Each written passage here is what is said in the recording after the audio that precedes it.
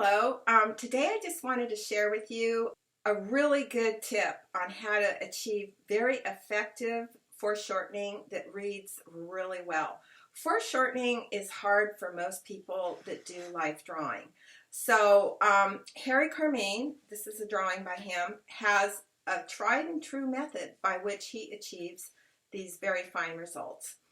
The trick is to, one, start off at the furthest point on the model and work your way slowly forward, drawing each form as if it was abstract, number one, and number two, think of it like a hill in a landscape, and you're drawing one hill in front of another hill in front of another hill, just as you would in a landscape, but you're doing this with abstract forms and you're working your way slowly forward using that mental construct. So, for example, right here, he would start with the foot, the heel, then the ankle, then he would draw the calf.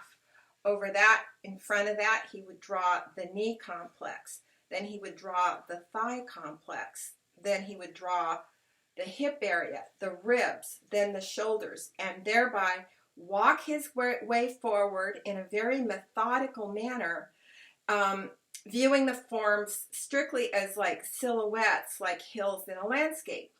The key is you have to start at the furthest point, not the middle or the front area, because if you start here, it's not going to work. Your drawing will fall apart and it won't read properly. The key to life drawing is getting very believable results. And you do that by, usually you have to practice very methodical thinking, and it's a very logical process by which you create something that appears to be very artistic and free-flowing. So when Harry Carmean approaches his foreshortening, without fail, he very consistently, one, views forms much like hills overlapping each other in a landscape, and he views them as abstract forms. And number two, he always starts at the furthest point away from you, the person that's drawing the model. That's the key. If you do that, you will have a very successful foreshortening experience in your drawing. I will add that he often adds a perspective line in the drawing when doing a foreshortened pose. This is simply to help the viewer orient themselves, and it suggests the very intense perspective going back.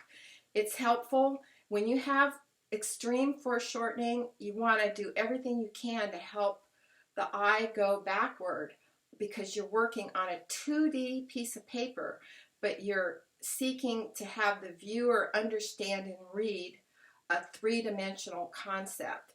So if you know this technique, you will no longer be afraid of foreshortening. It's actually quite easy. So that is one of my favorite tips for people that are trying to life draw the more difficult poses. So enjoy.